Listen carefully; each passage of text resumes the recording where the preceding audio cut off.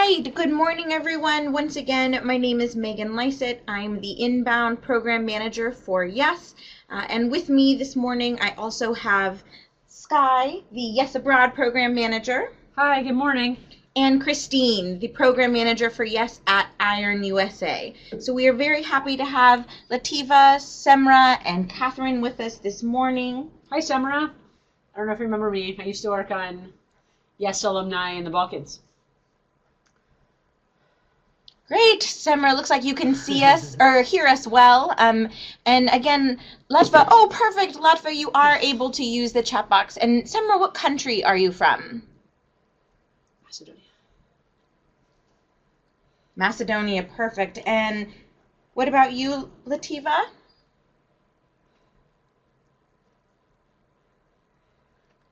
We'll look for that in the chat box shortly. All right, with no further ado, we'll begin the presentation. The YES Alumni Grants Program is funded by the U.S. Department of State through our colleagues at the Bureau of Educational and Cultural Affairs. It is administered by American councils here in D.C., and the grants program is really to assist YES alumni to contribute to the social, economic, and civic development of their countries. We hope to inspire alumni initiatives of their own design in their home countries in order to make a positive change, and oftentimes that positive change really reflects the ideals of YES. All right, there are two types of grants. One is an individual grant up to $250 for projects that may include personal development, but not exclusively personal development. Again, that could be for a conference, or that could be for a certificate of sorts, and then a readiness to share the experience. So how will you then return to your home community and share what it is that you learned through that individual opportunity? The most common type of grant that we give out is a group grant of up to $3,000. The team projects generally fit the goals of the YES program, so mutual understanding, leadership development, civic engagement. Not all of the people participating must be alumni, but a YES alum must be a project administrator, a lead, or a co-lead. That is to say that you could be on a team of individuals who will be implementing this project. And the projects must take place in a country where the YES program is administered, but not necessarily where the alum is now. For example, I know that we have an alum who is studying in Sudan, but is from Gaza. So he would not, for example, be doing his project in Sudan, but in Gaza, because that is where his home country is. And anybody, let me know if you do have questions throughout this. We welcome them. Please just place them in the chat box and we'll be sure to get to them. All right. The 2016 YES Alumni Grants, I'm going to give you a little overview of what just happened this past year. We awarded 20 projects, and on average, there are 20 projects awarded. Again, the alum is the grantee, regardless of if it's a team grant. And the alum is also responsible for all the reporting and accounting.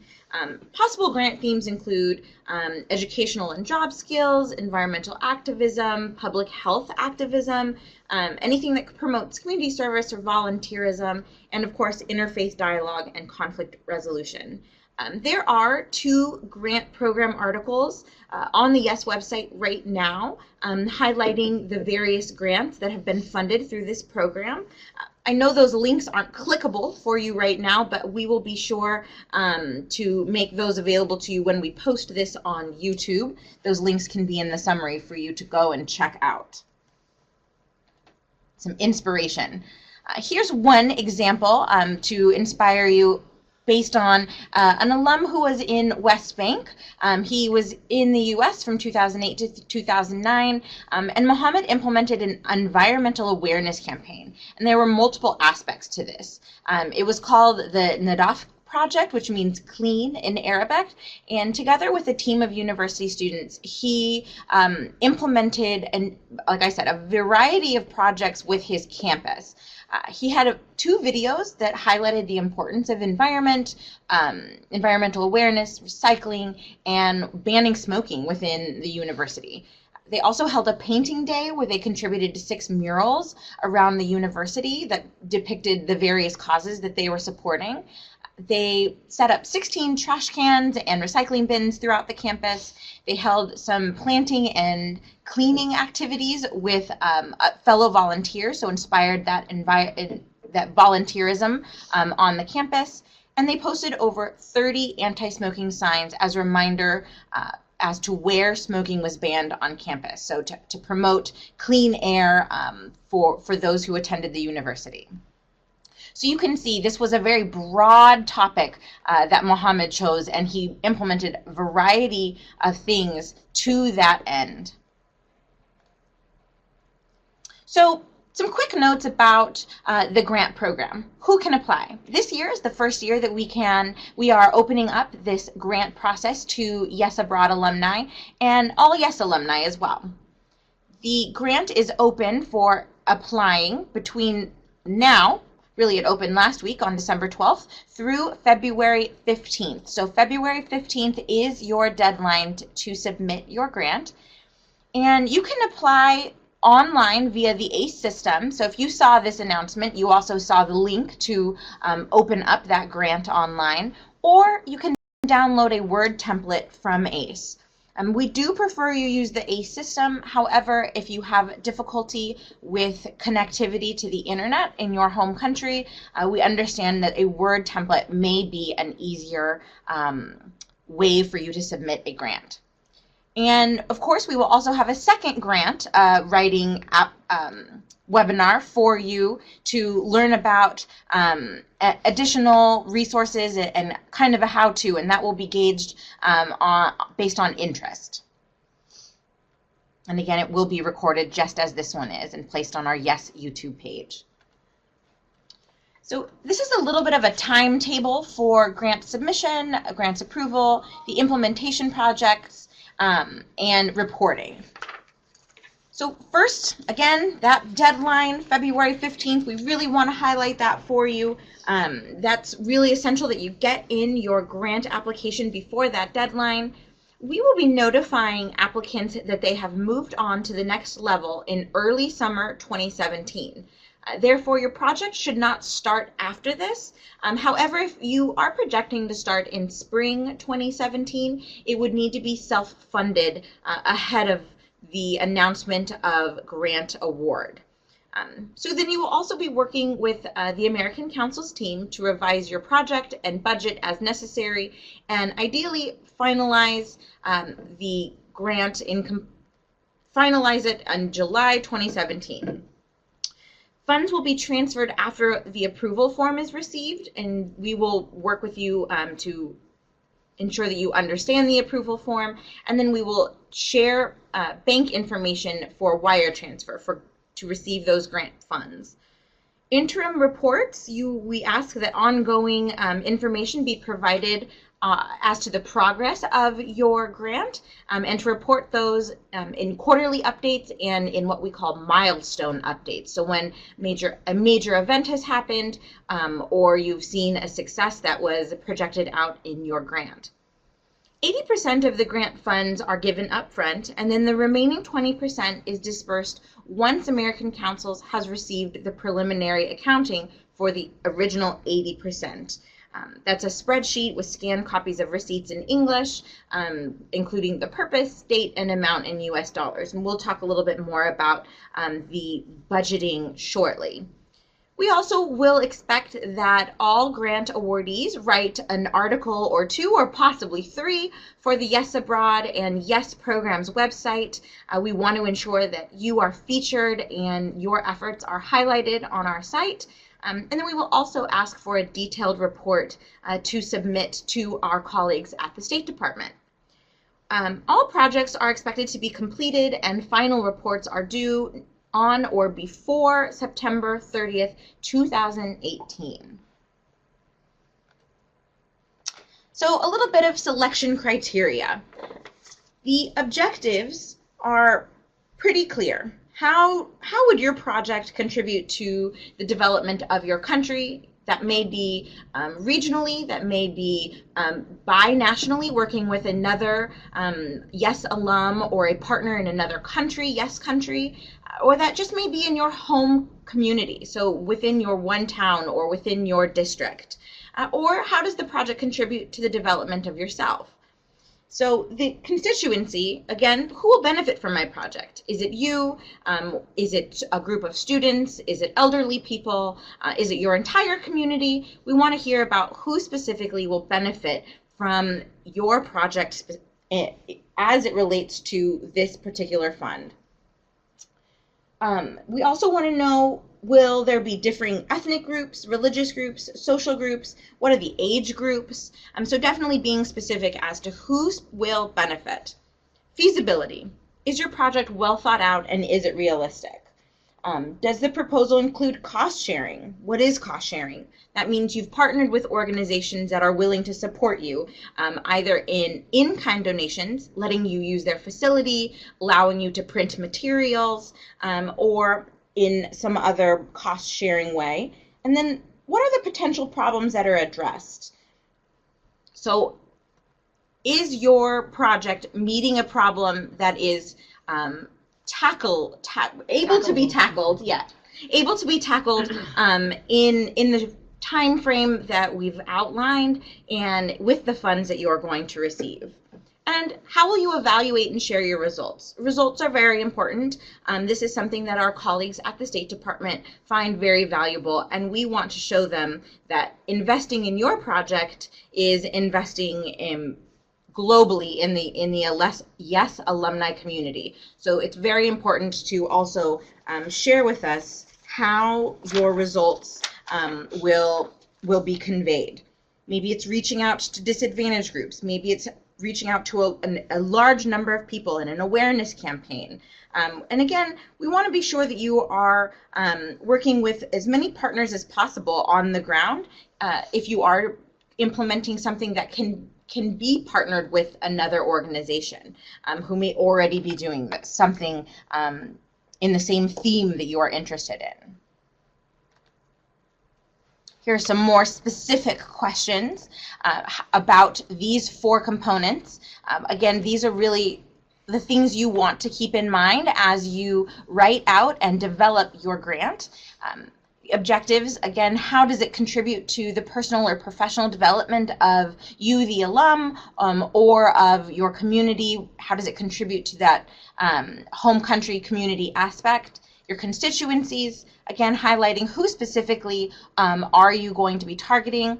But we also want to make sure that you are showing respect for the targeted audience. For example, not using the word ignorant, but perhaps using the word illiterate. We want to show that you understand that the constituency you are working with, that you show them respect, and that you ultimately are hoping to benefit them in your project. And feasibility. Again, talking about the partner organizations. If you choose to have a partner or participating organization, we ask for letters of support. I will show you a letter of support shortly. And results. You know, how realistic are your expectations for the project? Have you outlined in your proposal the expectations for results? And then what criteria will you use to evaluate the project? Will it be qualitative? So looking at just quotes from individuals who have been impacted, or will it be quantitative, having hard numbers? 16 trash cans have been placed throughout the campus. An example of qualitative would be 16 people said that they were impacted by learning about environmental awareness on Muhammad's University campus. And then how will you share those results with us? So it's important, again, to how you highlight your results. And we're willing to work with you on any of these aspects. Being realistic is really the most important. You are encouraged to ask advice from your local YES office on the political, cultural, and social feasibility of your project. We want to be sure that you communicate openly and honestly with all affected partners about their expected level of involvement. and being able to explain the project and its intended goals to affected parties. We want to make sure you have what we call buy-in, that folks are wanting to take part in this, either as volunteers or as your impacted constituency group. Definitely stay abreast of the political and social situation in your country as it relates to civil society work, and that includes the laws affecting NGOs and any changes to laws that might impact your project.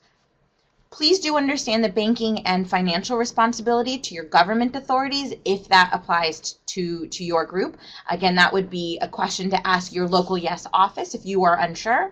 And again, please be aware of, when we tell you to be aware of the political, social, and cultural feasibility, we also want you to ensure that you are not putting yourself or anyone else in danger, and that while you may not be affected, there may be others who are made vulnerable by your project. So ensuring that the safety and well-being of all those impacted, be them partnering organizations or your constituency.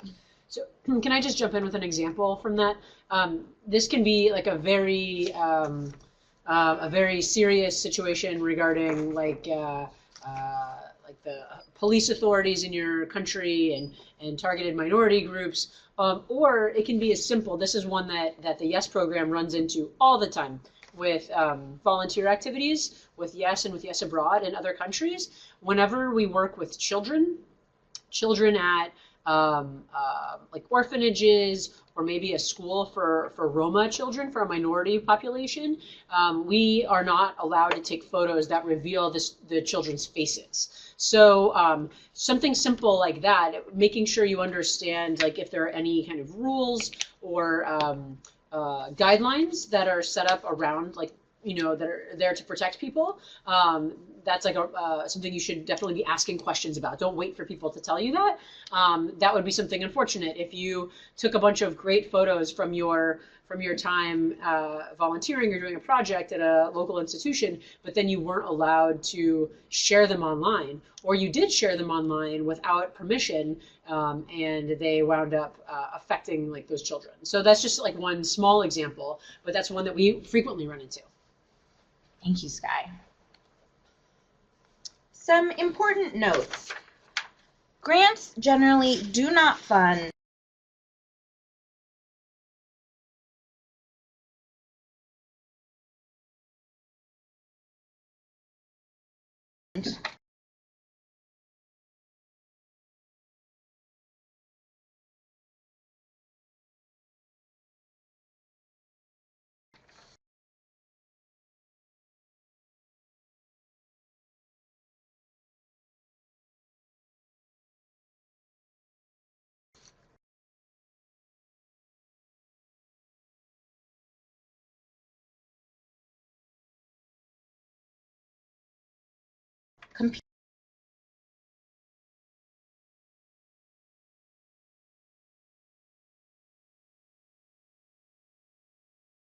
computer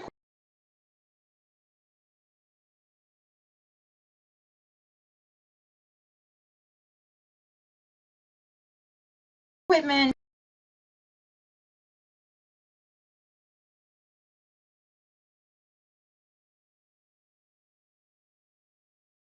or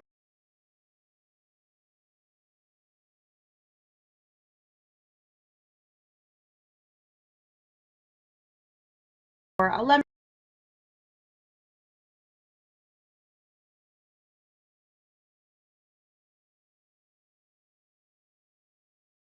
salaries,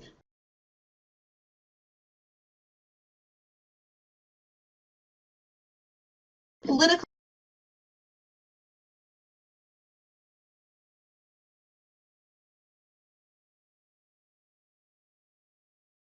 activities,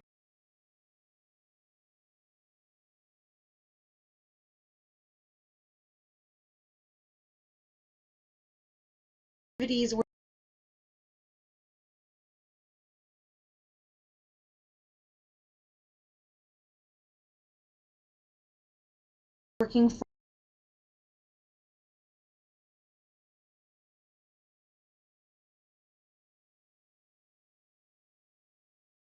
for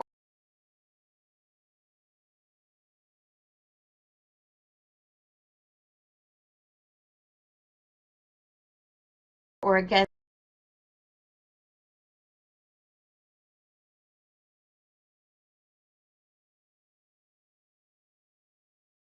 a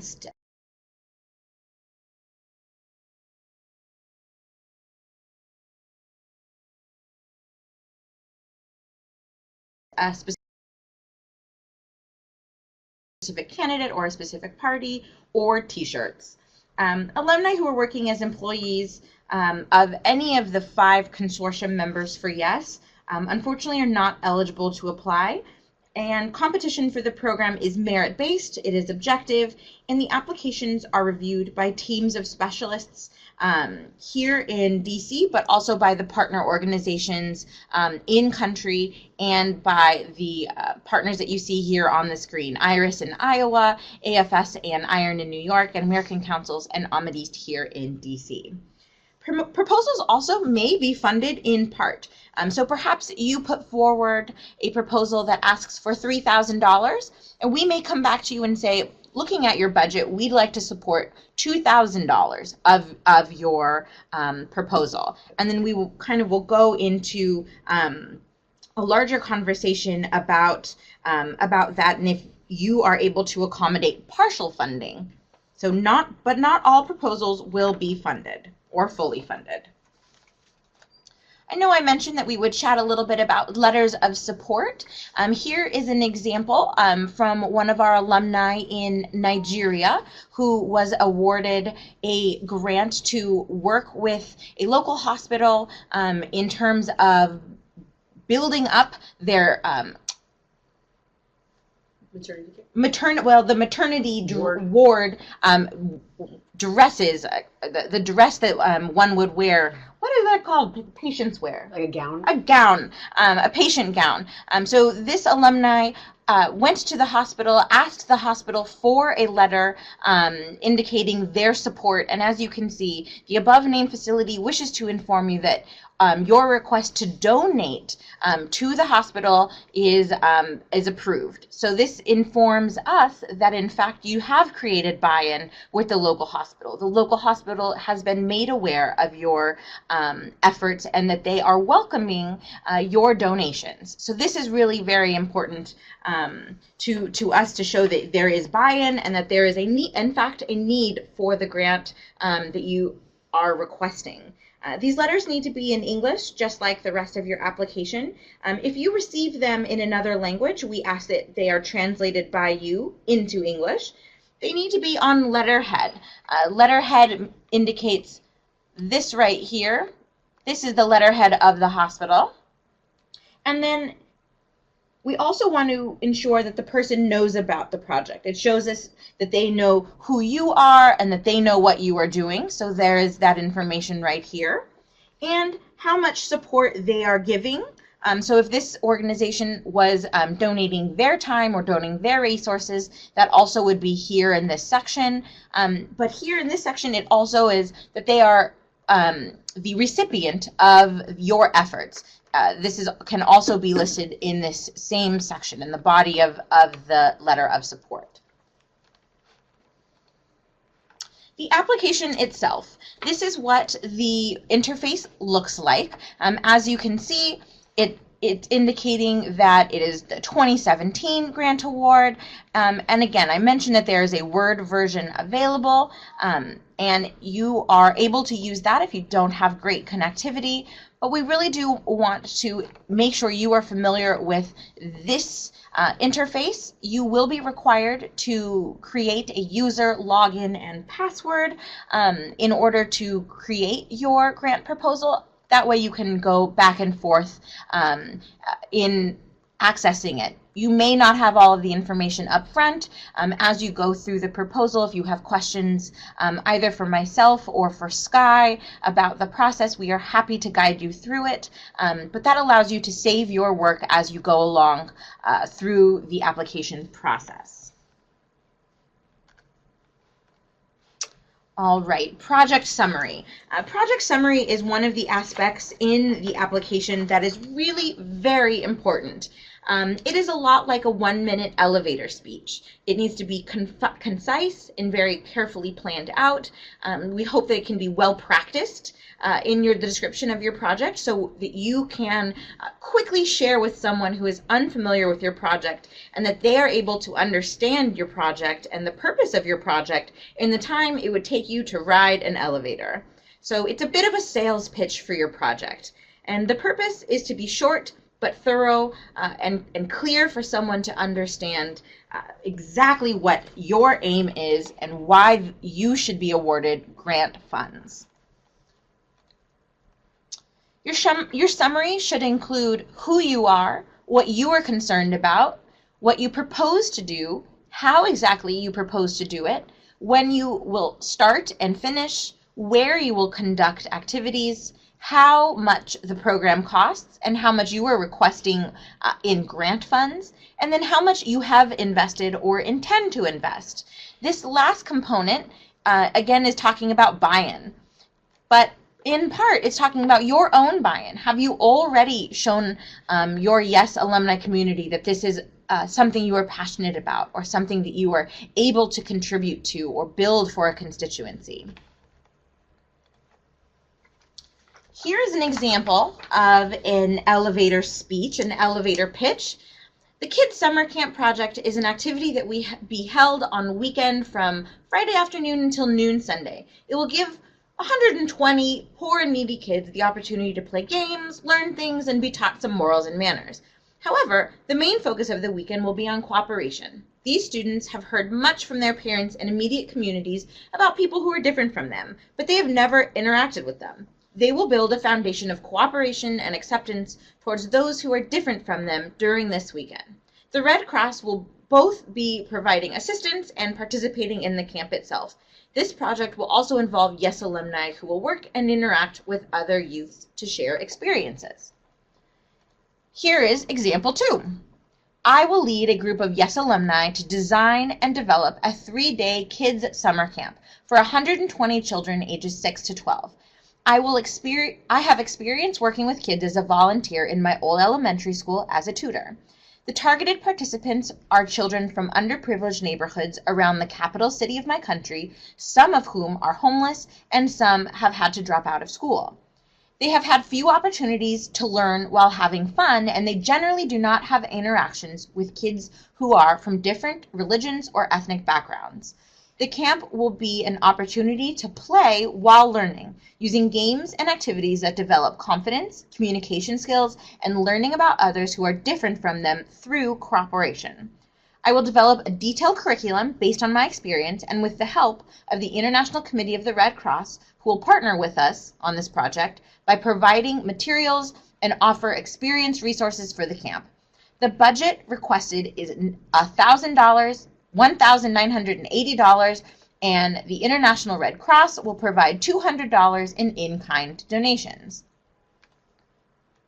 So when you look at the two examples, you can see the amount of detail is differing, but the amount of text is not. So you can see that for the most part, this is the same number of words, but providing a different level of detail about the proposal.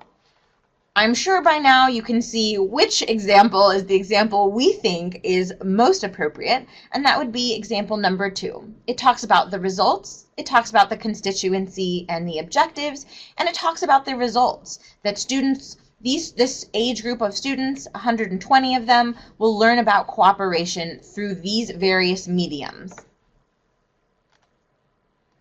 A little bit of information about budget.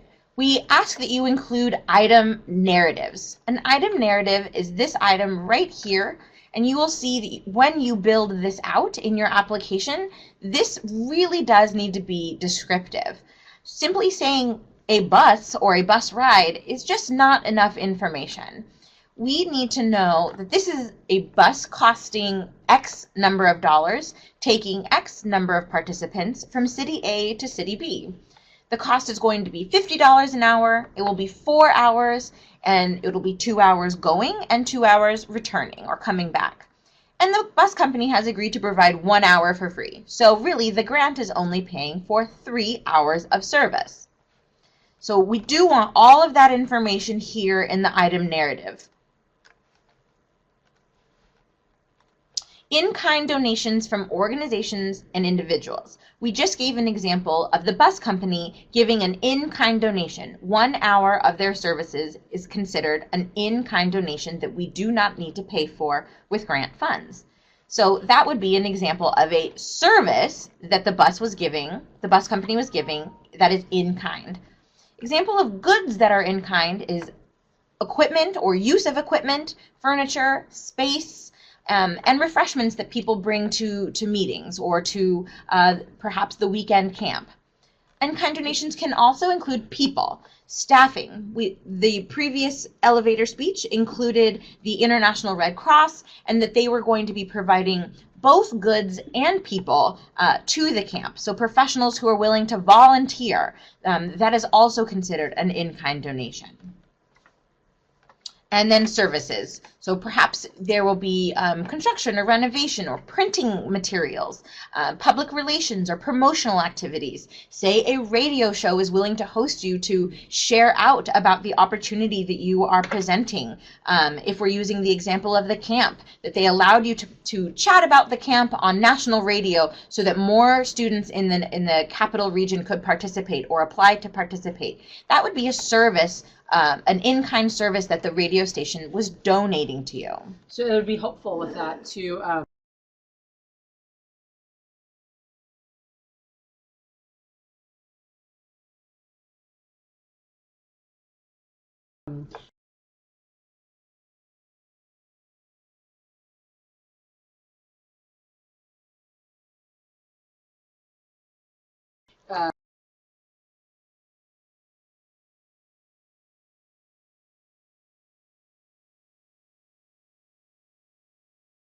try and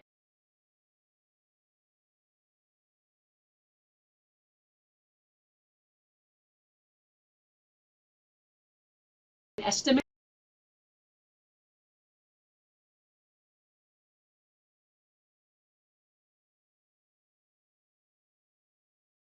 Try and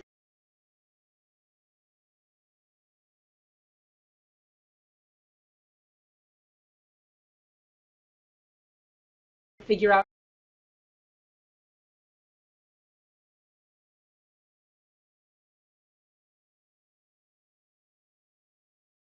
how much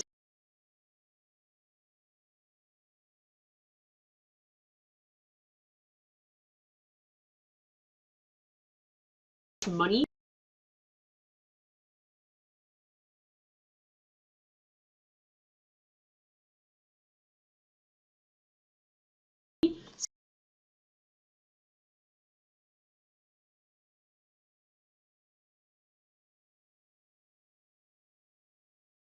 something like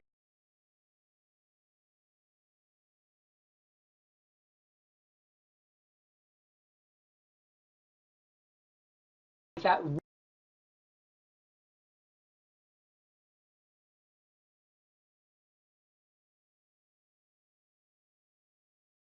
would have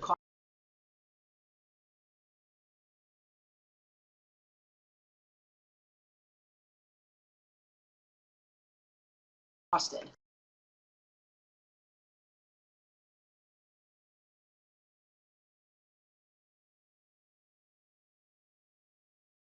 So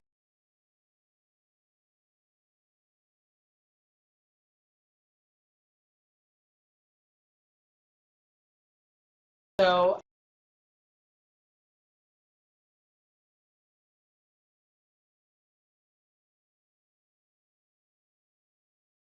if you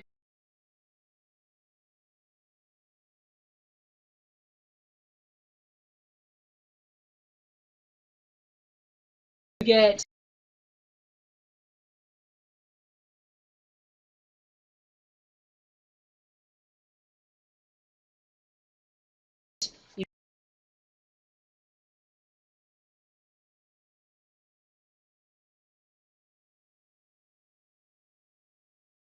you know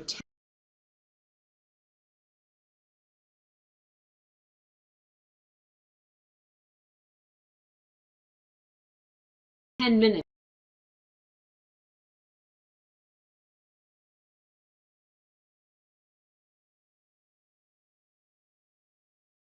lots of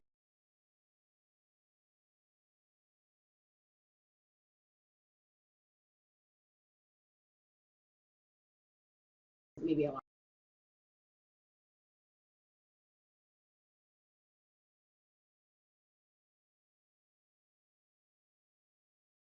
5 to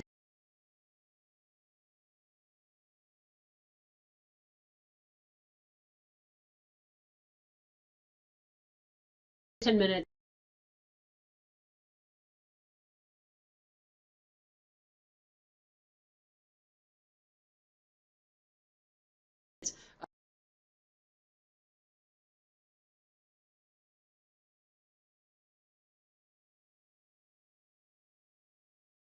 of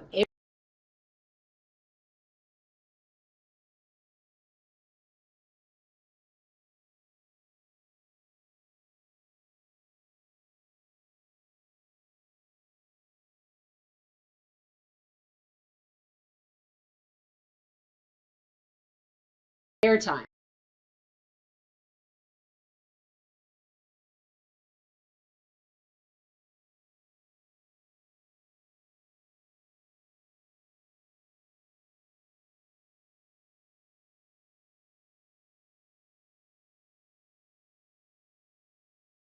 Of time